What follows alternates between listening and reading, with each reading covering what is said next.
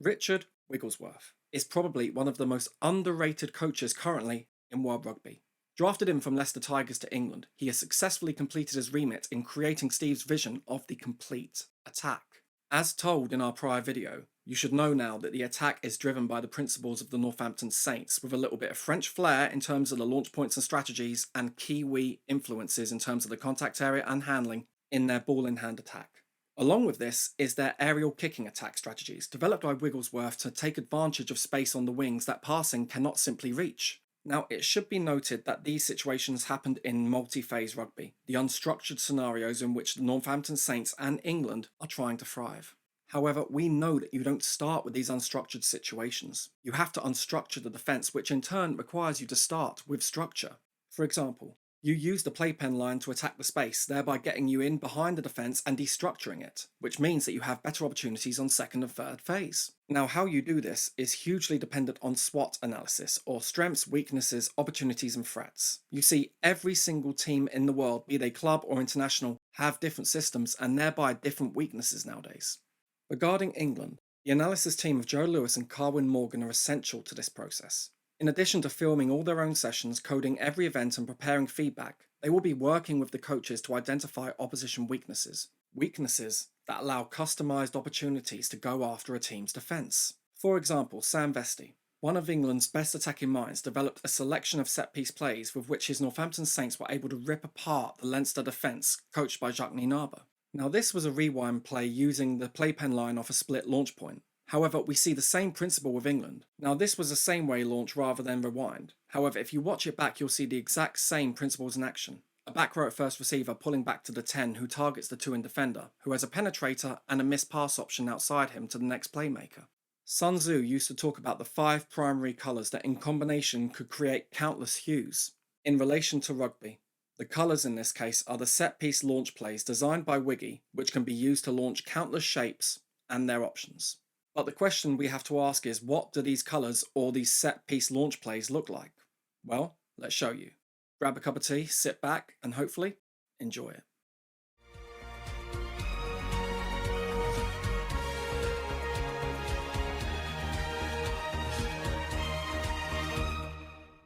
Now, we know that Richard Wigglesworth has been influenced by Sam Vesti. We know that he's taken the principles of the Northampton Saints and implemented them into his multi-phase attack. However, what is of key importance to note is that it's not just the multi-phase attack. Northampton Saints principles, namely the playpen line, are built into their set-piece attack. Now, considering England's attack is mirrored from the Northampton Saints, it makes sense that this applies to England as well. Now, before we go any further, I must impress it's imperative that you watch the first video in this series first. This is the second video in a 3-part series. Now, this video is focused on the England attack. However, there's a lot more to the England game plan than just their attack. We've discussed it in the New England way, but the set piece, the kicking game, the defence is all part of a process. The reintroduction of the Byron McGuigan heavier line speed defence over the summer, for example. This is part of the process, to force knock-ons and turnovers for counter-attack. This neglects to mention Steve's ace up his sleeve, former All Black skills coach Andrew Strawbridge, the man behind England's chaos and creative passing sessions, so designed to enable England players to keep the attack on the go using an assortment of very odd but very unconventional passes in order to make sure they keep the attack going, allowing them to make the most of every opportunity. The key thing to note here is that every video is built on each other. You have to watch them in order to get the full idea of what England are trying to do. I just want to stress this before we continue. Now, what I want to show you now is how the Northampton principles are found in the set-piece attack and how the principles that we've shown you in the first video are also found in the set-piece attack as well. Off Lineout, England run a 2-1 pattern, launching a blind wing crash up with an off-9 second phase carry before setting into their 2-1 pattern. Now here, we see a blocker playpen line formed off pullback, with Ben Earl at first receiver, who pulls back to Fraser Dingwall. Now, due to the reactive nature of England's edge attack, Dingwall's options change, with Daly becoming the penetrator and Fremo the playmaker. However, his penetrator, blocker and playmaker options are covered, so being one exceptional distributor with great decision making and following the principles learnt in the first video, he plays to space, firing a bridge pass over to Chandler Cunningham South at Lonely Boy. Now, this pass is sublime, with Cunningham South hardly having to break stride, taking the ball on the full and getting into the 22. Now, England secure the ruck and attain quick ball. Now they set up a free shape with the first free pod going into contact. The second free pod, however, pulls back to Finn Smith, who off long has the playpen line formed tight off him. Now this is with a view to strike the gaps in between the 12 and 13 channel. This narrows the defence, in turn opening the opportunity for the DA. Now considering Finn Smith's playpen line have narrowed the defence and thereby achieved their objective, he decides to put the ball to boot, going for a crossfield kick or DA to the lonely boy option in Tom Roebuck. Now, Roebuck has to hold for this kick, which is the only reason it isn't a run-in try, but he manages to make great ground, again keeping ball alive via the use of his support who have moved up with him for continuity. Now this was so effective because the defence was narrow, but what happens if the defence keeps its width? Well, England show exactly what they do on the subsequent phases. Running an off-9 pod to set up long, they move the ball behind a 2-1 shape with Dingwall at first playmaker and Smith at second. Outside Smith are Daly and Fremo flat off each other at penetrator and playmaker respectively. However, by the time Dingwall gets the ball to Smith, Fremo and Daly are no longer in line as Fremo has moved forward to offer himself as an option to target the 13 channel. This is because Ellis Mee has held his width, and therefore this opens the 13 channel for Fremo's carry. This is a perfect example of England's philosophy to call the ball when you see space. It doesn't matter about the roles of the playpen line, Daly doesn't have to receive the ball, as Fremo is opposite the space or the gap in between defenders. The overhead angle shows this brilliantly. On the inside, we can see Thomas Williams is held by the potential penetrator line of Elliot Daly, whereas out wide, Ellis Mee is held by the potential options of Tom Curry outside him. This results in space between the two defenders, which is why Fremo calls for the ball as he's the player in the best position to take advantage of it. This is a great example of England using their structures to break down the defence. Now Wigglesworth has set up these structures, which is what we're going to show you. Now we can't show you the entire England moves list, that would be silly, but we can show you the clever clog ideas and the set piece launches that England use, starting with the launches of the Scrum set piece. Now one of England's favourite launch plays was brought in by Finn Smith and George Furbank and was introduced in a collaboration between the two and Richard Wigglesworth, as this was used by Northampton Saints. This move, which I call Rockstar, uses many Vesti principles and is very common off Scrum and Maul set piece launches. The setup for the England version of this move is very simple. The ball goes to the 12 who has the 13 running short, 10 at pullback, and the blindside wing inserting themselves as the penetrator off 10. Outside the penetrator is the 15 as second playmaker, forming, as you can see, a playpen line. Now the success of this move relies heavily on the actions of the 10 and the choice he makes. However, the timing of the blindside winger inserting himself into the line is critical. The England wingers are some of their best carriers, and therefore their timing into the line is critical. Against Wales we see a scrum launch of the Rockstar play. We see Dingwall pull back behind his short option in Fremo to Ford, who has a playpen line formed outside him, with Daly inserting himself into the line as the late blindside wing, or the penetrator. Ford's actions commit Thomas, creating a half break for Daly, who has Marcus Smith coming through on his right to take the offload, which he doesn't manage to get away. Now the secret behind this move is to put the centres, particularly the 13, under massive decision-making pressure. You see, the try that England scored against France in the dying minutes of the 2025 Six Nations to win the game was created from the Rockstar move. Rockstar won England this game. Here we can see the late insert of Daly into the line at blindside wing as the penetrator, taking the ball from Smith and making the initial break up the 13 channel. The question, however, is how did such a big gap form in the French first phase defence? Well, it all comes from the actions of Finn Smith off the pullback. Here, Lawrence and Fremo compress Moefana and Barassi, giving Finn Smith a clear run at the 13 channel. But if we rewind here, we can see that Daly's line is perfect. If we play through this slowly, we can see that Barassi starts a man-on-man drift after the pullback, which will actually handle this move. This is because the man-on-man drift will cover all the options within this move. You see, if we play this through, we can see that the option is to try and put Daly into the 13 channel. Now Barassi's proactive drift will cover the penetrator option. Moefana's drift will cover Finn Smith should he elect to go himself, and if Finn Smith passes to his playmaker and Marcus Smith, Louis BLBRA's drift will cover him as well.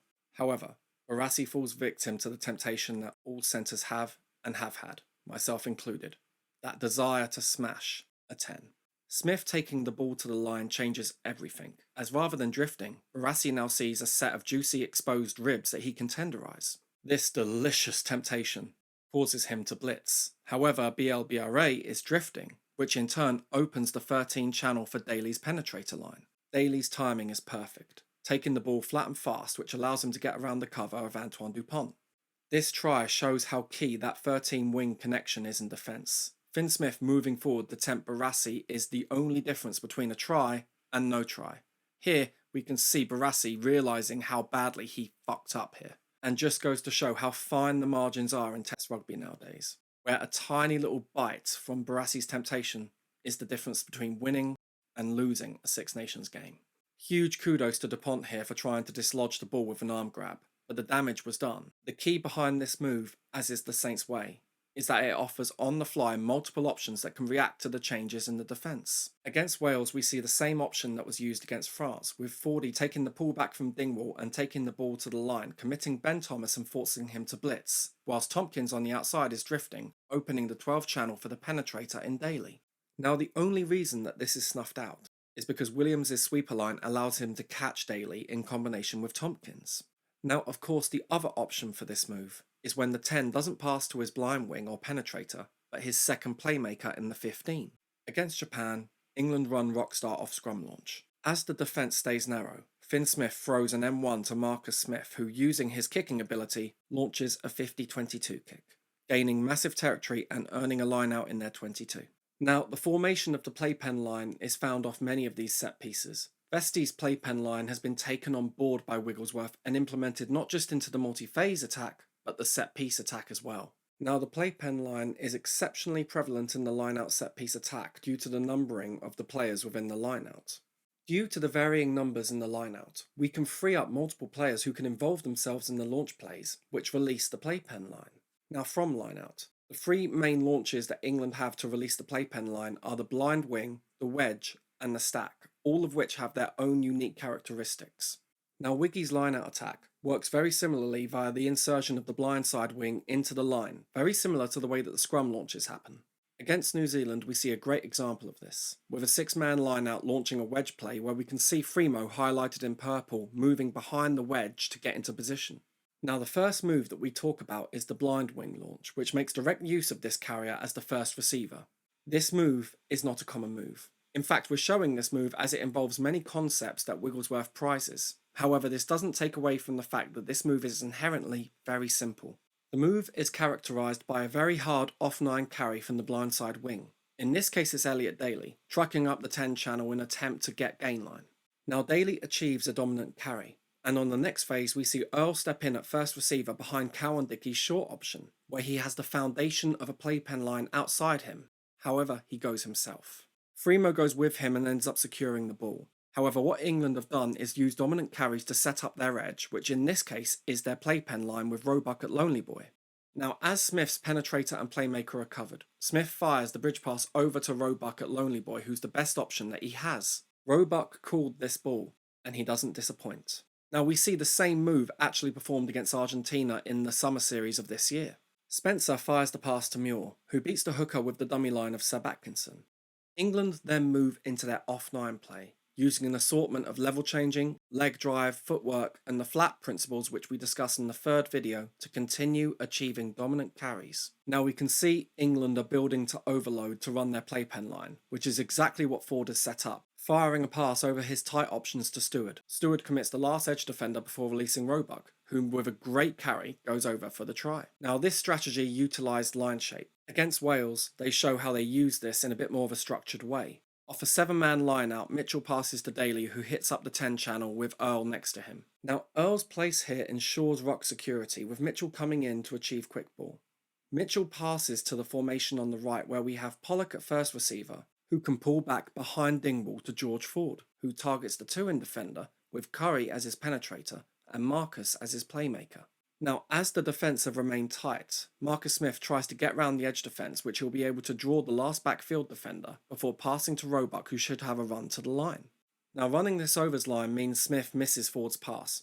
However, if we go back to Ford's pass, remember the playpen line allows multiple options, so if Finn Smith's overs line attracts the attention of the last edge defender, This opens the space for the penetrator in Tom Curry to go through, with the catch-up defence hopefully checked by Pollock and Dingwall. Now, I must reiterate that this isn't one of Wigglesworth's most common moves. However, it does show a lot of the dynamics used within the playpen line and the pullback options from the A and the penetrators of back rows, and thereby it's pretty important to show this. You see, regardless of whether the move is blind wing, wedge or stack, these principles are found all throughout the set piece attack. The back row stepping in at first or second receiver is found in this move as well as the stack, which we break down later. Thereby, the back row has to be very comfortable operating at first receiver making decisions. In addition to this, we also have to have the back row able to operate at penetrator with Tom Curry, Ben Earl and others operating at this role in many of the set piece launches. The point that I'm trying to make is that the roles required by the players in the England set piece attack require a wide variety of skill sets, with Ben Earl and Tom Curry having to be able to run penetrators like backs and pass like backs as well. This makes the selection so difficult because all of these are extras that have to be bolted on to the fundamentals of back row play. Against Argentina, we see the same principles in play, with Sam Underhill at the hidden penetrator, a blacketism that we discuss in the next video, but running off forward and thereby contributing to the playpen line. Now, over the summer tour, the skill sets in general did improve, particularly the catching position and handling within the playpen line of all the players. But this attack requires more. It requires a wide range of skill sets, and due to the strength, the back row skill sets in particular are hugely important. They need to be able to pass like centres, run like centres, and catch like wings, in addition to the back row specific skill sets that they need to have. England are blessed with back rows, and they've started to employ them very effectively. Fun fact against Wales, England ended the game with 5 back rows on the pitch, these being Tom Curry, Ben Earl, Henry Pollock, Tom Willis, and Chandler Cunningham South. These guys are some of England's best athletes, and it's a key reason why we want them. Now, you see, the thing is that Steve Borthwick wants his own version of the bomb squad. However, he's going to use it with back rows. In a Daily Telegraph article by Charles Richardson, we can see how England have been training positional fluidity in their back rows. As pointed out here, Borthwick is considering the 7-1 as a means of getting more back rows into his 23. We need to talk about this, as it really indicates on where England are heading. Against Wales, Ben Earl finished the game operating at 12 at inside centre, and on the other hand we had Chandler Cunningham South packing down at lock. Now, a key reason behind this is the positional fluidity this offers. It offers a lot of options to cover the centres, the locks, and even the wings. Now, this is a great safety against cards and injuries that can crop up in a game, but there is another reason that Borthwick is so invested in this. This is because Steve wants more turnovers, and is the reason he's filling his team with players who can provide these to him. It's also the reason that Steve brought in Byron McGuigan and his high line speed defence against Argentina. In this example, after knocking the ball on, England scrambled to get the ball back with Seb Atkinson blitzing and forcing the knock on. However, England take the ball and immediately pass to Joe Hayes to continue the attack. This indicates England's preparation to build an elite transition attack or an elite counter-attack. Now, counterattacks in the past have been absolutely critical to so many wins and also World Cups. Who can forget New Zealand's final try against Aussie in 2015, finished by Beauden Barrett? The skill sets of Ben Smith to put the ball through and the quick reactions resulted in the try that sealed the win. 6 years later, we see a great example, with Whitelock's counter-ruck forcing a knock-on and New Zealand move it wide. Now look how quickly New Zealand get back behind the ball and form an attack line. The speed of their reaction allows them to attack a transitioning defence, with Rico Ioane taking the gap and going over for the try. Now, this is exactly what Steve Borthwick wants, which is one of the reasons he hired Andrew Strawbridge, the same man responsible for these skill sets in the All Blacks. His job is to elevate this part of England's game, and they have succeeded. Here, Curry gets the jackal turnover and immediately attacks the transition D, drawing the man before putting Earl in for the try. There are many other examples of turnover attack as we show in the third video, but this is the future of England rugby. Andrew Strawbridge has been working with England to elevate these skills to the next level, and he's done a very good job with doing it. However, this is for the third video. We are on the set piece, and the next set piece attack we have to look at is the wedge launch attack shape. Now, the wedge is pretty much how you would picture a wedge attack. Against France, the ball goes to Smith, who has a wedge or triangle of 3 carriers, with Ben Earl, a capable distributor in the England system, at second receiver highlighted in red. This is important as he has the ability to pull back to Slady, who has the playpen line outside him, with Slightholme as the blind wing now changing to a penetrator. Now, the ball in this case goes to Smith, who aims to target the 13 channel with his penetrator in Lawrence. However, this is where Lee Blackett will improve things in terms of timing. Ideally, Smith dances to the line to target Barassi before releasing Lawrence into the 13 channel. Now, Lawrence's line here is really good, which means this is a great option. However, Smith's actions here derails it a little bit because he tries to buy time and space for Lawrence. Smith's stepping here means Lawrence is in danger of overrunning his line and thereby slows down. This takes away his biggest strength in the move here, which is the ability to run onto the ball flat and at pace. In an ideal world, you want to see Smith passing to a full-speed Ollie Lawrence as close to the line as possible, thus giving him the best opportunity to break the line. However, because the pass is not flat, this means that Ollie Lawrence has to try and get round Louis BLBRA, which is just never, ever, ever going to succeed. However, again, we see the playpen principles of Sam Vesti incorporated into the England set-piece attack. Against Italy, we see another example of this play in action. Alex Mitchell passes to Finn Smith, who has a wedge formation outside him with Dingwall running behind as the pullback option. We also have two purple highlighted players, which we do come back to, don't get me wrong. However, going forward, we can see Dingwall operating at first receiver. Now Dingwall takes the pass where he is intended to have Ollie Lawrence as his front door option, but alas, Lawrence pulls his Achilles. Now England continue the play, with Dingwall pulling back to Elliot Daly, who targets the 2-in defender, trying to activate that adjusting defender jam. This means that Earl as Daly's penetrator attracts the last adjusting defender or the edge defender, which therefore opens the bridge pass to the lonely boy out wide in Tommy Freeman. Now this is what happens, with Elliot Daly throwing the bridge pass over to Tommy Freeman in space. However, it must be noted that this is only one way that this attack, or the second phase in particular, could have gone.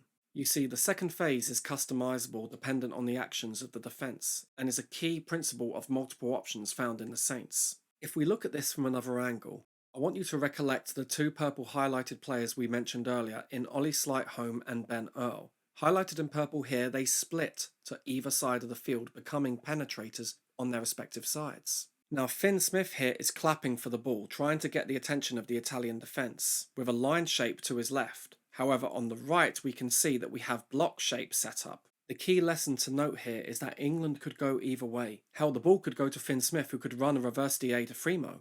However, in this case, we actually have Dingwall, who's going to take the ball, passing behind Ollie Lawrence on the blocker line to Elliot Daly. Daly, as the second playmaker within the playpen line, then has the decision to pick his penetrator in Ben Earl or the bridge pass to his lonely boy in Tommy Freeman. Now, as Fremo was calling for the ball, he receives it.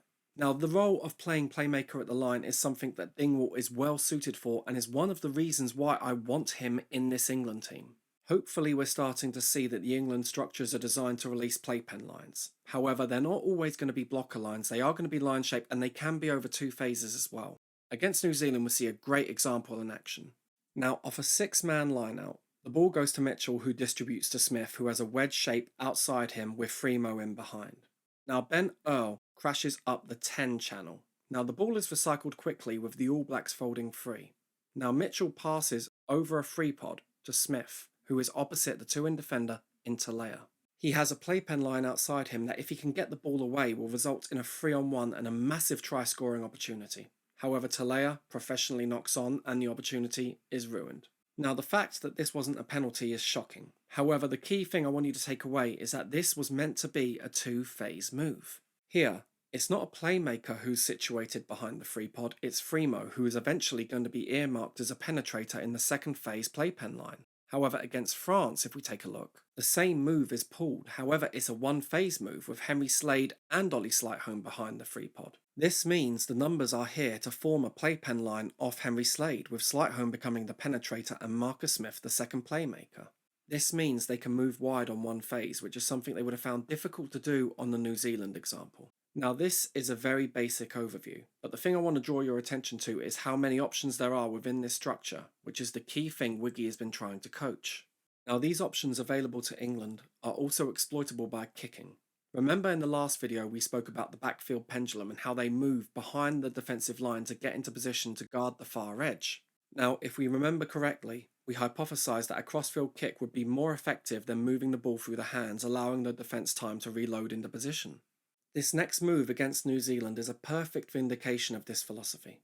On a 3-man line-out, England run a double wedge with Smith at first receiver and Chandler Cunningham himself as second receiver. Now Smith had 2 purple options with him. in Earl and Faye Reboso, who split on second phase. Now, we look at that in a sec, but on the outside of the second wedge, we see a half-formed playpen line in block shape that will be fully formed when Ben Earl, highlighted in yellow, moves over to join it, with Faye Reboso staying on the near side. Now, Cunningham South crashes up the midfield, forming a split launch point. Now, he's created a two-sided attack by extension of this. Now, on the right-hand side, England have formed block shape, with Marrow at first, who will pass behind the short option in Underhill, pulling back to Smith, who has Faye Reboso as his penetrator. This neglects to mention the Lonely Boy option in George Martin as well.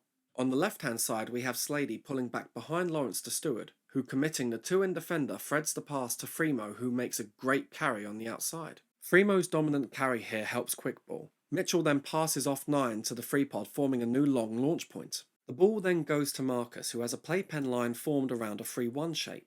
Now England are again looking to narrow the defence, which opens the space for the DA. Targeting Talea's speed here, the DA goes up for the Lonely Boy in Faye Reboso, before the backfield in Mackenzie can reload. This tactic affords England's most elusive wing time and space to work his magic against a slower, scrambling and extremely out-of-position defence. Faye Reboso doesn't need this much to score, and yet he does. Now this was a 4-phase strike move specifically designed to put Manny Faye Reboso against Talea in the air, and is exactly the kind of thing that Steve wants from his attack coaches. However, we must remember that the attack coaches need to build in multiple options into every phase, meaning every phase must be modifiable. In the England example versus New Zealand, we can see Maro Itoje here waving his arm calling for the ball. Now this is pure speculation, but Maro has done this before. After a dominant carry, the fold forwards can fold over too proactively, which leaves space for the return on the field portion, which is what Maro takes here, going straight through to score a try against Ireland. Now a little bit more recently we saw this against Wales. England forming a playpen line out left causes a proactive fold, opening space in the fill side for the return play in Cunningham South. This is a common Saints tactic, but it's not always going to be this easy. Against Wales, England were able to get very dominant carries which proactively caused the fold, in turn opening the space on the right here for Cunningham South. A huge amount.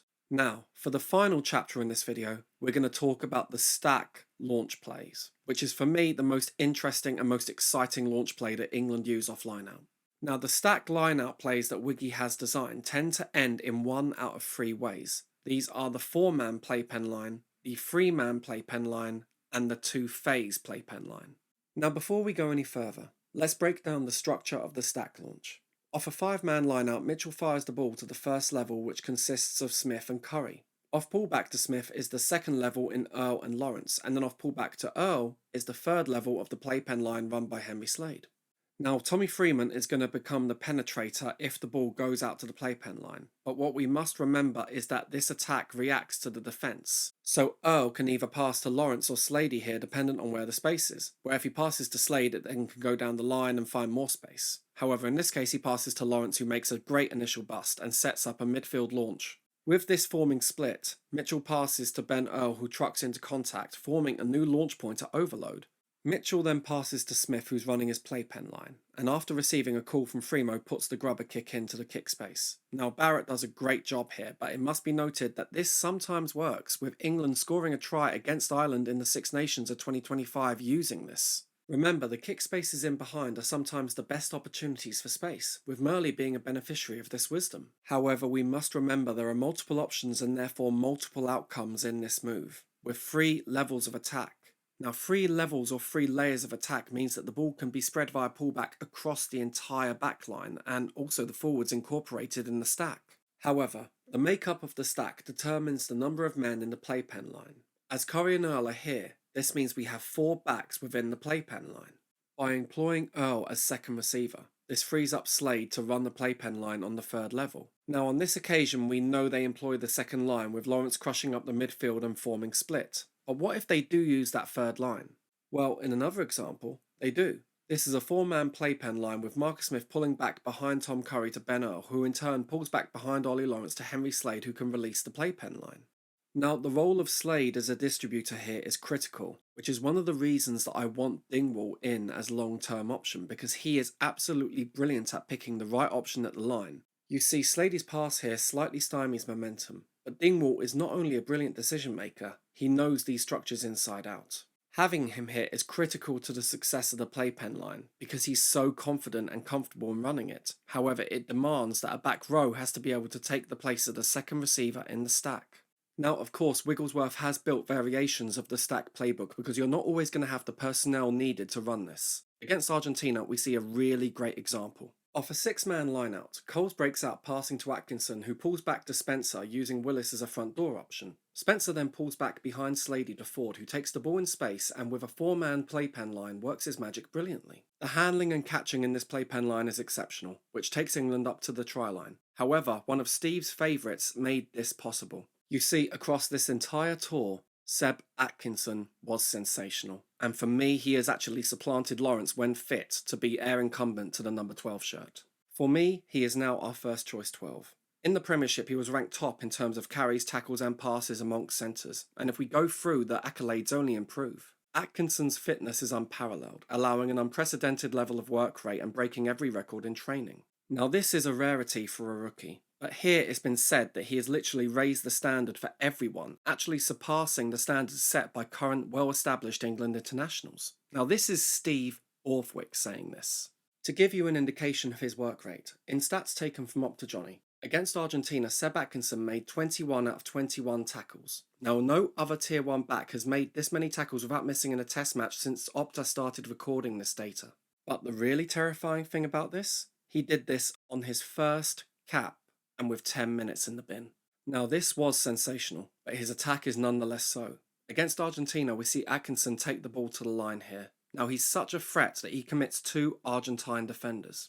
Now this seems like such a small thing, all in two hands taking the ball to the line. It seems so simple, but it's done so well, and is deep-rooted in the brilliant basics that Steve has been preaching since he came in at coach. You see, the brilliant little basics are like a domino effect, where the tiniest little actions at the start have a monumental effect down the line. You see, if we look at this from the overhead angle, Atkinson's line here starts a chain reaction. As he's carrying straight and thereby is a threat, with ball in two hands he attracts the outside defender. Now Willis's hard line attracts the next defender. This process continues down the line, with Spencer committing the 12 and Slady's hard option committing the 13. Now this opens the space out wide for Fordy and his playpen line to work their magic. Now this is exactly what happens, but the key thing is that 4 England players have managed to commit 5 Argentinians. Now the impact this has had and the opportunity it has provided Ford and his playpen line is absolutely huge. You see Ford and his playpen line take the ball to the line, but here's the critical thing, they're not targeting the 2-in defender. They've compressed the defence so well they're targeting the edge defender, not the 2-in defender but the edge defender. This means the penetrator line of Muir will drag in the backfield defender, who with such a gap between him and the last edge defender, allows Muir time and space to pass to Stewart at playmaker. In an ideal world, Stewart can then commit the sweeper before passing to Roebuck to run in the try. Now alas, this doesn't work exactly the way we want it to, but we can see the time and space afforded to Stewart and Roebuck which allows them to work their magic getting right up to the try line. Now what I want to convey is that while the actions of the players in the playpen line and the line itself get the credit here, taking the ball to the line with brilliant catch and pass, it has to be said that this came from the space created by a player on debut, taking the ball to the line with square shoulders, the ball in two hands, and once committing them, pulling back to maximise the chance of space being found on the edge. Or to put it simply, the brilliant basics. Steve has been driving brilliant basics since the first day he entered, and is why we've got Andrew Strawbridge and Kevin Sinfield working closely with the England team. The skill sets they provide enhances the potency of the England attack, and namely the England distributors in decision making as well. Now if we have a look, this has been going on since 2024. Against France in the 24 Six Nations, we have a stack launch off lineout with Daly highlighted in green offering himself as an inside option based off the French defence. Again, this is an indication of how SWOT analysis can affect these launches. However, the 7 in Sam Underhill is still the front door option with the pullback option available in Ben Earl, who then has the option in the hard line in Ollie Lawrence off him. Now on this occasion, Ford pulls back the pass to Ben Earl, who goes himself with Ollie Lawrence on his outside. Now here we can see Daly on the inside in green highlighted to yellow because he's going round on second phase to form the penetrator, which he does off Ford. Now Ford passes to his playmaker in Slade, who has a penetrator outside him in Smith. Now he can see Smith is covered by the out-to-win jam of Louis BLBRA, which he knows will open the lonely boy outside. This is the option Slade picks, and results in a great initial break to Fremo on the outside of BLBRA. However, the ball's recycled and England form into their shape, but as we can see via a stunning pass from Ford, we see Underhill make the break before offloading to Earl. Now Earl's carry forms an overload launch point, and as we can see, England have formed a 4-man playpen line out left, where if the pass wasn't skewed, it's probably a try on this phase. Now eventually they do score the try here through Ollie Lawrence, but the key thing to note is that they found space on the edge, whereas 1 year later they actually find space in the gaps between the players. Off a 5-man line-out, England run the stack, with Smith pulling behind Willis to Earl, who pops the pass to Lawrence, who is nailed in the tackle, to be fair. Now while this didn't work out, we can see the formation of the playpen line outside starting to form, with Ollie Slightholme turning into the penetrator of Finn Smith. Now Smith has been scanning here, and via inside-out protocol realises the best place for space is his penetrator in Ollie Slightholme. Now to give Slightholme the best opportunity to make the break, Finn does what he does so well and takes the ball to the line, with an aim to release Slightholme in the gap between and Barassi. Now while this is not a full break, Barassi has to readjust from marking the outside, and thereby Slightholme gets into the 22 with a strong carry. Because of this, France fold too many men over, and thereby Mitchell uses the return tactic of Saints where they target underfilled fringes. Mitchell does this by returning the ball to Willis, who is England's best carrier and makes huge gain line, beating multiple defenders and getting further into the 22. Earl takes a quick pick and go, taking advantage of the chaos at the breakdown. However, if we have a look here on the right, we have a 5-men playpen line set up and ready to go. Now really, this underlines England's drive to use their structures to attack where the space is. They have a playpen line, but they set it up to go where the space is and let the decision making of their players enhance the opportunities or the chances of scoring. Now, as you may have noticed in getting back to the stack, it's clear that the stack play relies heavily on the impact of Ollie Lawrence. Now, it's not reliant as it used to be, as the man who I want to become 12, Seb Atkinson, can run this role, and also the brilliant Max Ajomo also has the ability. This doesn't even mention Tommy Freeman, who wants to play at centre now, particularly 13. Tommy Freeman is not only an elite carrier who would cause great damage at centre, but his defensive reads have come on leaps and bounds since he started training in this position. As we mentioned in the prior video, this is going to be a very critical selection conundrum for Steve Borthwick. However, what must be said is that whilst he's important here, this is only a very basic overview of the stack launch. In this example, England use a 6-man line-out to launch a stack play consisting of Lawrence and Faye Reboso. Now this is a 21 pattern, 2 phases one way, 1 the other, and it's not a standard way that England usually use the stack launch. But remember, via SWOT analysis, the set piece must be customizable. Here we have a 4-man playpen line off a 3-pod pullback, where obviously England have seen something against New Zealand's defence and think they can get them here. Essentially, it is the same playpen structure, just used in a different way to target a different area, because this is where England have seen space. It's all about using Sun Tzu's primary colours in different ways. The Saints operate similarly, using their playpen line principles offset piece in the same way to target weaknesses that their analysts and coaches would have seen. Now, 2 videos in, we should know that Northampton Saints principles are found all over this England team. The Sam Vesti principles have proved devastating, and Lee Blackett as an incoming attack coach is going to build on these. Along with his tweaks, he'll be focusing on skill sets, decision making, and brilliant distribution. His job is to add and not subtract. That is critical to note.